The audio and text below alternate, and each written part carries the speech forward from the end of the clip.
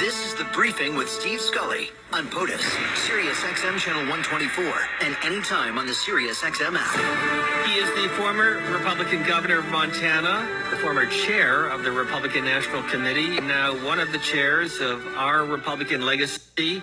Marc Racicot joining us from Helena, Montana. Governor, thank you so much for being with us. It's my great privilege. Thank you. So what are you up to these days? Tell us about our Republican legacy and the work you're trying to do in this very strong Donald Trump MAGA era. Well, we have a resolute belief, I might start with that in fact our former colleagues, although they may be, marching lockstep with Donald Trump, they know that there's something wrong in the country, that things aren't unfolding as they could and should on behalf of the people of Montana. The party doesn't look like it did. Certainly when I became a partisan candidate in 1988. And as you know, Alan Simpson and Bill Cohen are of the same mind, as is John Danforth. And I think our hope is we are an advocacy group where believing that we can convince people to return to the Republican Party that we knew that had a respect for the rule of law and was keenly focused upon unity and maintaining our union and concerned about fiscal responsibility at the same time and confidence in the private sector and peace through strength. So with those five ideal goals in mind, or issues in mind that we all used to treat similarly but now have fragmented, we're hoping to proceed back to the return of Republican Party principles. So what are you seeing from your vantage point in Montana, in Washington today, with Donald Trump in the White House, John Thune from South Dakota as the Republican leader in the Senate, and of course Mike Johnson, the Speaker of the House from Louisiana? Because they're all very aligned in the Trump MAGA movement. Yeah, I think it's safe and it's appropriate to say that nobody quite understands the adhesive that holds them to these machinations and unpredictable outbursts that Donald Trump engages in, nor his manner and method of proceeding to try and run a government. I mean, it's a reflection of some inadequacies on his part. He doesn't know how to manage a government. He doesn't know what the purpose of it is, apparently, or the Constitution. And as a consequence of that, we see the country flailing. I think, Steve, that my belief is, after having traveled around for the last 3 years in Montana and other places in the country, that the majority of people know that there's just something not right. And that the rhythm of and stability of the nation is not what it was traditionally as the party of Lincoln.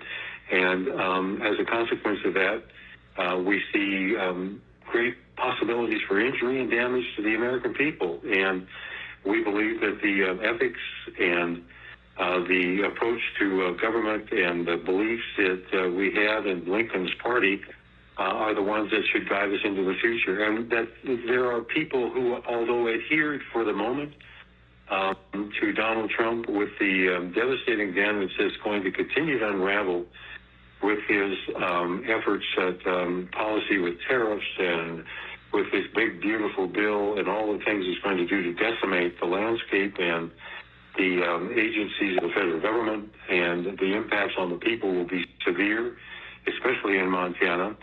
That is going to that's going to intersect with what we think can be done to draw people back into the traditional values of the party. So, Governor Racicot, I want to put two issues on the table, one dealing with immigration, because I think to give Donald Trump credit, the border has shut down. We're not seeing the influx of illegals into this country. Conversely, we're also seeing what I would call a very reckless and heartless push to get many of these illegals out of the country, tens, perhaps millions out of the U.S. And these are people who pick the strawberries and clean the hotels and are the landscapers, doing many of the jobs that other Americans do not want. My question for you is the way he is approaching this, because he's been criticized as being very heartless when it comes to deporting many of these immigrants, including what they now call Alcatraz, Alligator Alcatraz, which is going to be built in Florida to house about 5,000 of these illegals before they're shipped out of the country.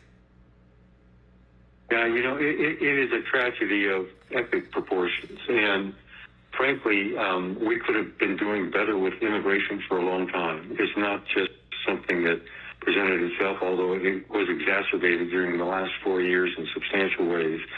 But the fact of the matter is we don't have enough people who are willing to work hard, who are decent, thoughtful people, maintain families in this country that are indigenous to the land or are natural-born citizens.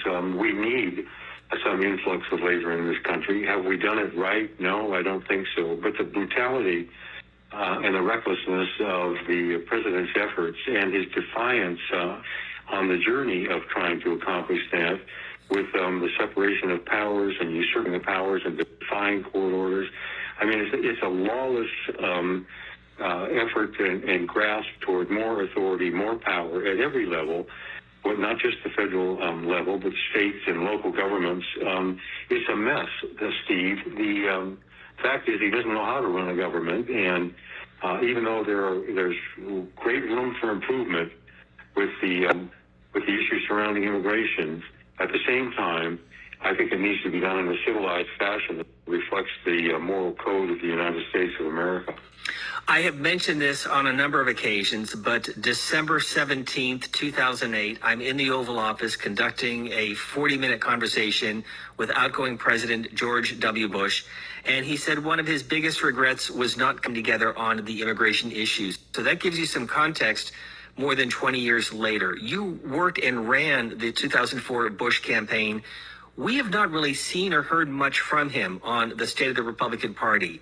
Has that either surprised you or disappointed you? Well, I love him to death, and of course I gave every ounce of effort that I could possibly bring to bear to bring about his success. And the honest truth of the matter is it's a disappointment.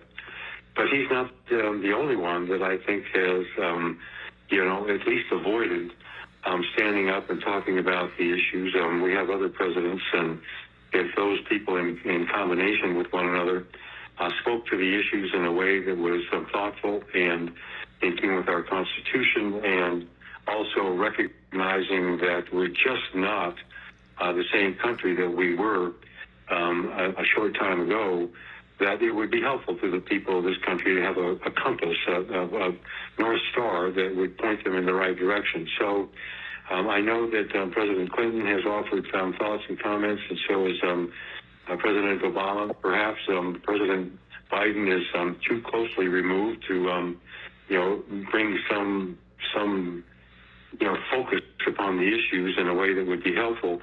But the other three, I think, could do a great deal to assist in that. So I'm not just disappointed in him. There are many others, Steve, that I worked for as chair of the RNC and the campaign in 2004. Good people, strong people, thoughtful people, and they continue as well to adhere to this party structure that George Washington had great fears about, and every fear he had has come to pass. And I don't know what the adhesive is that holds these people to Donald Trump. He doesn't act like a president. He doesn't proceed like a president. He doesn't respect the Constitution. He doesn't respect other people. It's brutal and crass and difficult to deal with him on every occasion. I just don't get it. And that's why I'm engaged in this effort to try to return to a process that's thoughtful and careful and recognizes that if we want to live in liberty, we have to work with each other in a thoughtful way, and we're not anywhere close to that. And you're coming to this as a Republican. Again, to remind our POTUS audience, we're talking to former Montana Governor Marc Racicot. He's also the former chair of the Republican National Committee. So you have a 50-state effort joined by your co-chairs, former Congressman Charlie Dent, Republican of Pennsylvania, Barbara Comstock, Republican of Virginia. How is all of this going to unfold? Well, we're an advocacy group. I need to underline that, Steve. We're obviously not a special political party supporter. We're not doing anything other than making sure we have the resources to advocate for what we think ought to be a return to the traditional values that I just mentioned earlier. We've got 17 chairs that are located in 17 different states, and we have a strategic team that's very talented and capable, one of whom was a member of the RNC when I was the chair of the RNC, and was also the youngest member of the RNC when I was the chair. And we've got communications and digital consultants and people working with us trying to tap into what we honestly believe is a coursing through the veins of the people of this country, a desire to return to a form of government and to a process of working within the confines of our Constitution that meet the expectations of Abraham Lincoln when he started it, and that are, I think, what the American people would have confidence in. So that's our belief.